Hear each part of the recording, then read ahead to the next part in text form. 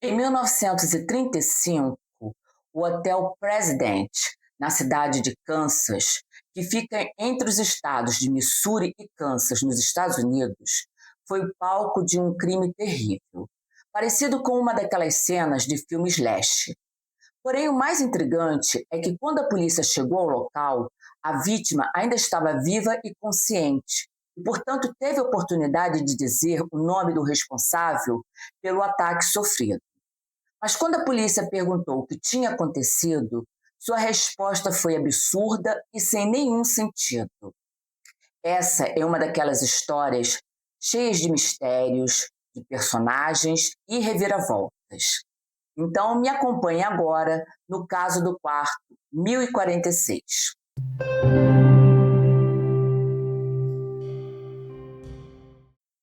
Olá, eu sou a Nazaré, e se você gosta de mistérios, casos sem solução, sem uma explicação comprovada ou histórias que vão além da nossa compreensão, seja bem-vindo.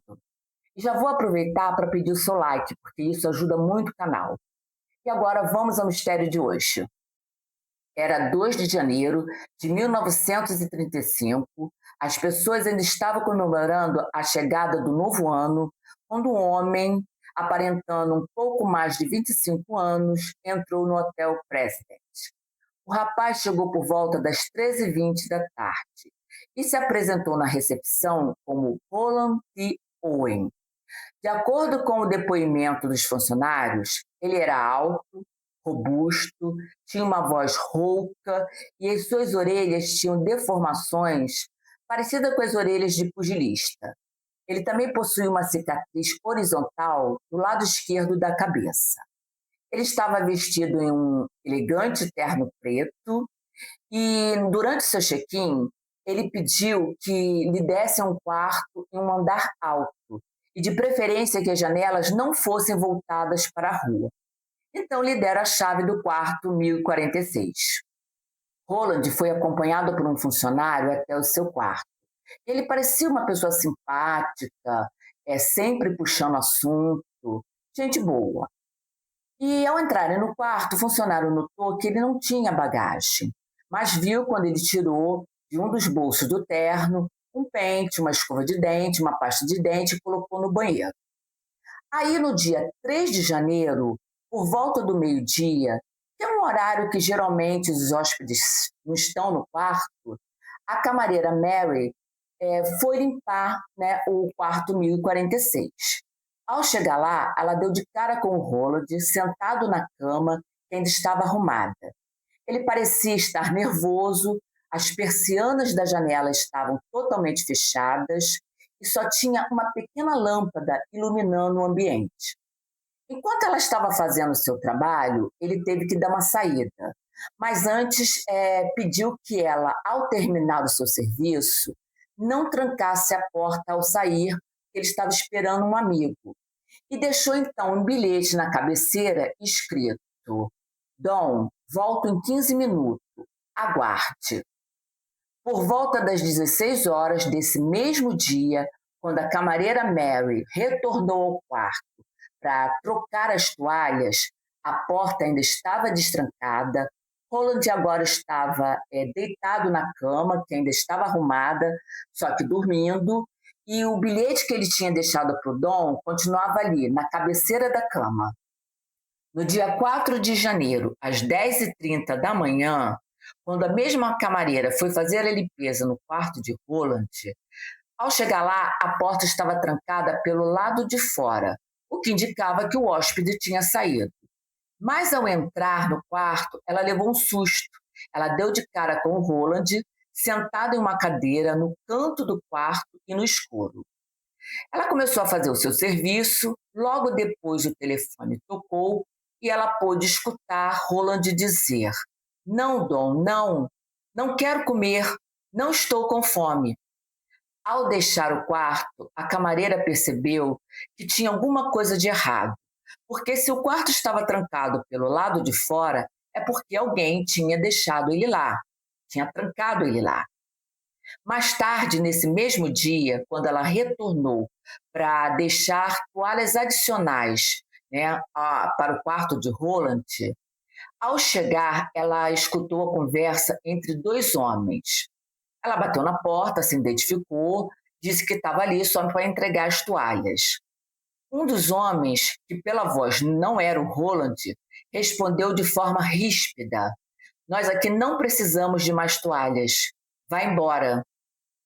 Ainda no dia 4 de janeiro, por volta das 23 horas, um homem que morava na vizinhança, de nome Robert Lane, viu um cara correndo pela rua vestindo apenas uma camisa fina e uma calça, apesar do frio que fazia. O homem fez sinal para Robert, que parou para saber se o rapaz precisava de ajuda. Ele aceitou e pediu que o deixasse em um lugar que pudesse pegar um táxi. Ao entrar no carro, o Robert notou que ele sangrava em um dos braços e tinha vários hematomas. E também o escutou murmurar: "Vou resolver isso amanhã." Futuramente, o Sr. Robert Lane iria identificar para a polícia esse sujeito como sendo o Roland Owen. Na manhã do dia 5 de janeiro, por volta das 7 horas, a telefonista percebeu que o telefone do quarto 1046 estava fora do gancho. Então, o mensageiro foi enviado para poder verificar. Chegando lá, a porta estava trancada, havia um aviso de não perturbe pelo lado de fora. Ele bateu e apenas pediu que o hóspede colocasse o telefone de volta no gancho. Só que essa situação do telefone persistiu por um bom tempo. E aí eles enviavam um funcionário para poder falar com o Roland e nada se resolvia. Até que, um pouco antes das 11 horas, outra telefonista reclamou do mesmo problema. E, mais uma vez, outro funcionário foi enviado para verificar. Só que dessa vez o funcionário foi prevenido e levou a chave mestra.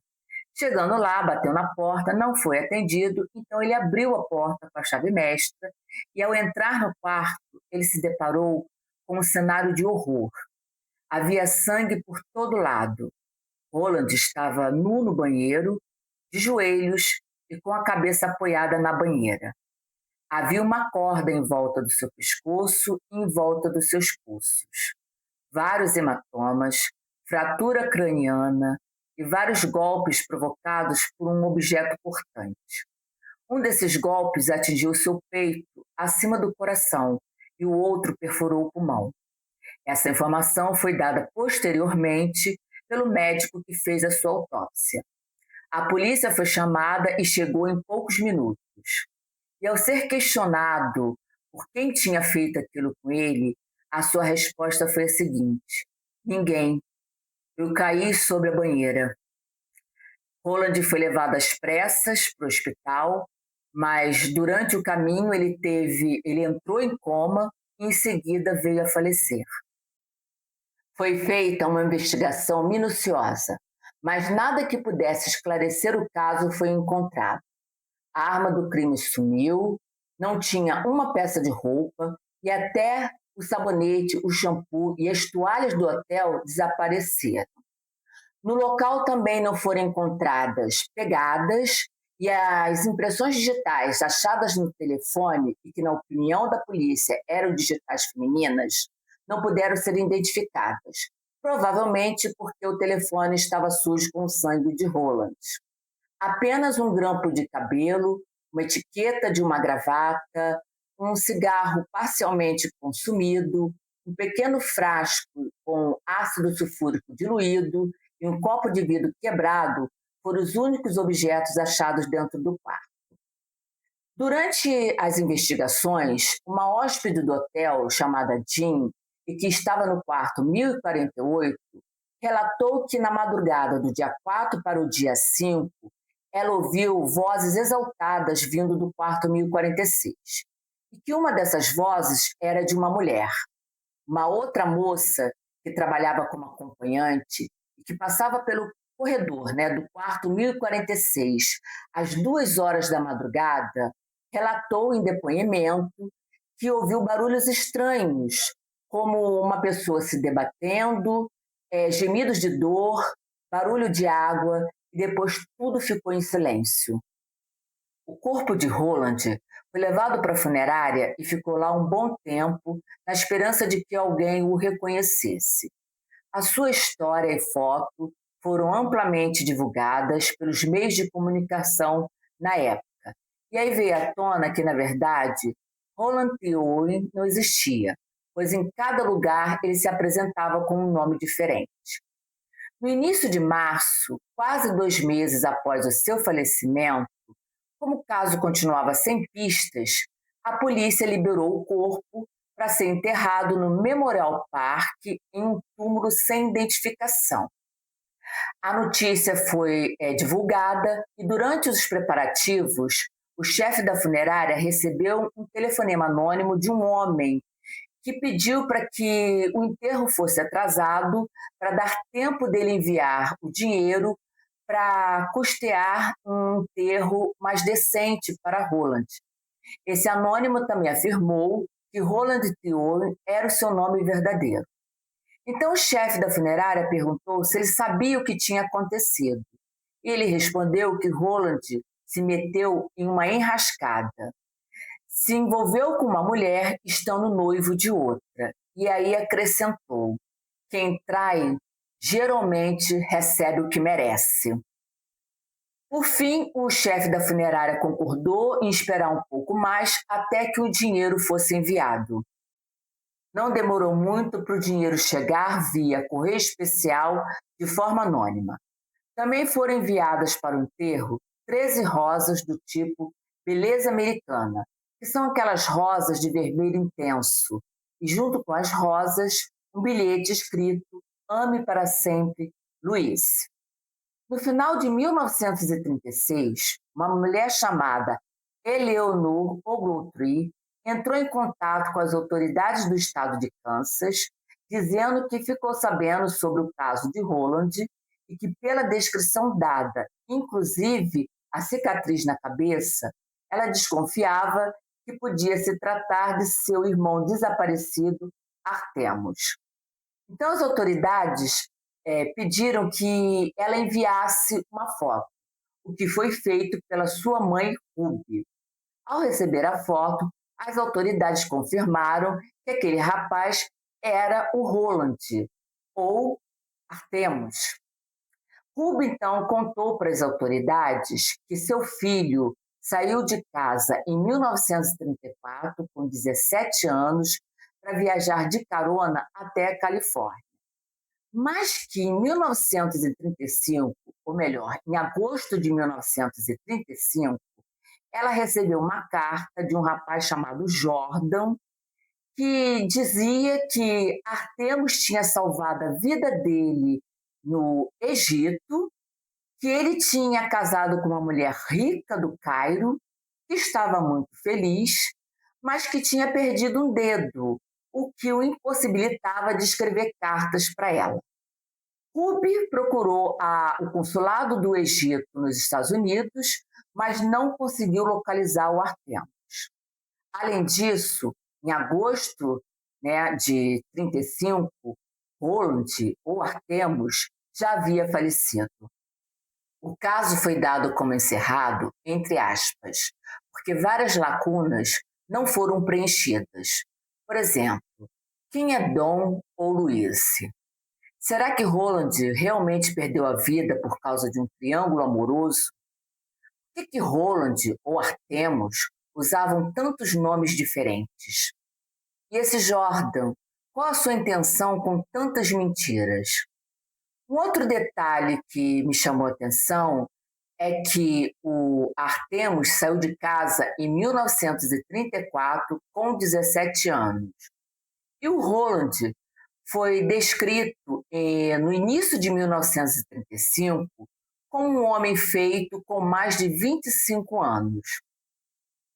Será que o Artemus mudou tanto assim? Ou será que ele já tinha uma aparência de mais velho? De fato, é a mesma pessoa? E a principal pergunta: quem tirou a sua vida? Permanece sem resposta. Obrigada para você que ficou até o final desse vídeo. Inscreva-se, compartilhe com aquele amigo que você sabe que gosta desse tipo de conteúdo e coloca lá nos comentários O que o seu faro de detetive acha disso tudo? Será que Artemus é realmente o Roland? Ou a cicatriz na cabeça foi só uma grande coincidência? Um abraço e até a próxima história.